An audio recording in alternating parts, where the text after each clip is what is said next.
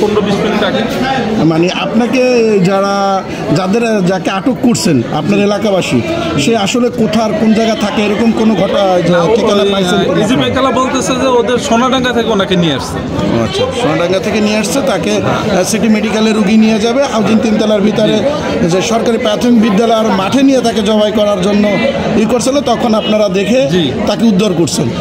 কাকে আটক করছেন কয়জন আপনার এলাকাবাসী? একজন।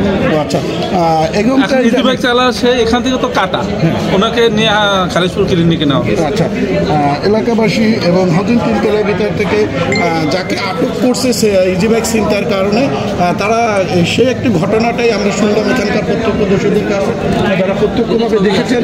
এবং আমরা ছবিটা দেখানোর চেষ্টা করি যে আসলে দেখতে পাচ্ছেন যে সেই যার ইজিবাইক তাকে কীভাবে জবাই দেওয়া হয়েছিল। কিন্তু ভাগ্যক্রমে পাশেই হাউজিং 3 তলা যে মাদ্রাসা, তারা একটি বাচ্চা দেখতে পেয়ে এখানকার হুজুরকে যখন বলছে তখন তারা তাকে উদ্ধার করছেন। এবং ইজিবাইক নিয়ে কিন্তু ছিনতাইকারীরা পালিয়ে কোথায় বা কীভাবে এখানে নিয়ে আসলে আমরা কোনো কিছু জানি নাই। ঠিক আছে, আমরা এসে হস্তান্তর করছি, সে এখন নিয়ে গেছে। ঠিক আছে,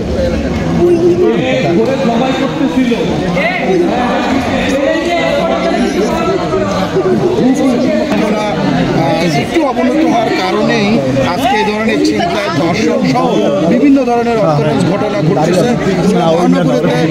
প্রতিনিয়ত এই ধরনের ঘটনা ঘটতেছে। আসলে দুঃখজনক বিষয় যে আজকেরা যদি ইজিবাইককে যে যাকে জবাই করছে, যদি এলাকাবাসী বা এখানকার যে হাউজিং 3 তলার মাদ্রাসার সে বাচ্চাকে দেখতে পারত, তাহলে আজকে এখানে একটা মার্ডার হতো এবং তাকে কোনো একটা পরিজনকে হারাতো।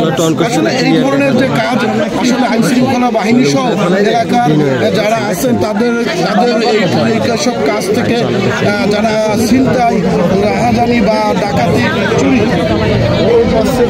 তাদের এখান থেকে ধরিয়ে দিতে হবে। আসলে খুব সাহসিকতার কাজ।